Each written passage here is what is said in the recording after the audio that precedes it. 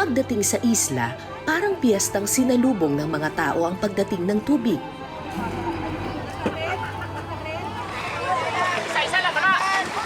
Maraming bata ang tumulong sa pagpapasan ng galon-galon ng tubig.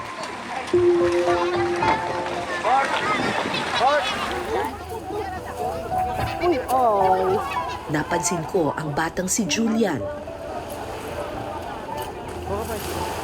Putol man ang kanyang kamay, matyaga siyang tumulong sa pagbubuhat.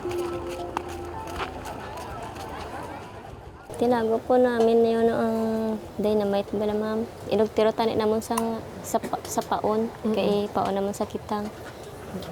Ay pumasok siya dito sa bahay, akala ko naglalaro siya. Yan pala, kinuha niya ang dynamite. At nagulat na ako na may sumabog sa loob namin. Pero natatago yun, mami. Tumigil na sa dynamite fishing ang ama ni Julian. Pero dahil sa aksidente, naapektuhan ang mata ng bata. Hindi na makabasa. Kabasa naman po, pinapawisan. Hindi na. Sakit po kanyang mata, hindi na maayos makikita. Pero bakit nakita namin siya kanina sa dagat? Yan, pubuhat. Gusto niya, mami. Hindi ko siya mapigilan. Minsan si Papa yung hindi man sila pantong gusto kay kapuin ako sa Papa nila. Haling sa lawod. Sila na lang ang makuha sa tubig. Pagkatapos magpahinga, nag-igib si Julian kasama ang isa niyang kapatid. Pero imbis na magtungo sa tindahan ng mineral water, sa isang bahay sa tuktok ng burol, pumunta ang dalawa.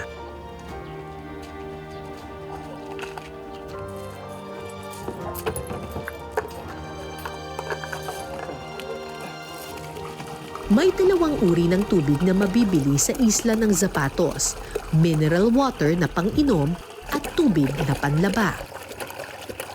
Magkano po yung tubig dito? 25. Saan galing tong tubig? Galing pa yung hintutulo. Hintutulo. Ano yun? Inigib nyo rin Opo. doon? Iba to doon sa tubig sa Rojas? Oo, iba to. Kasi ito, pang kuwan lang to, yung pang laba lang to eh. Hindi nyo iniinom yan? Hindi. Kasi parang, apa siya, yung maalat.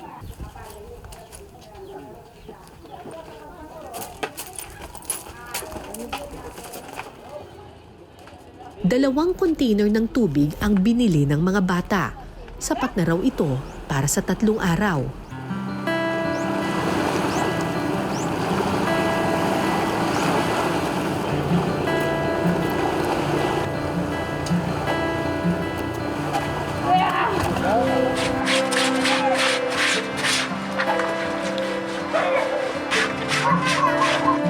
Pagdating sa bahay, agad na naglaba si Edeline.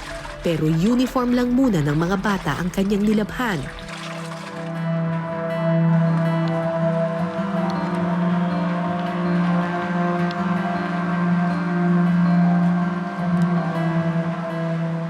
Gagamitin pa kasi niya ang tubig pang saing ng tanghalian.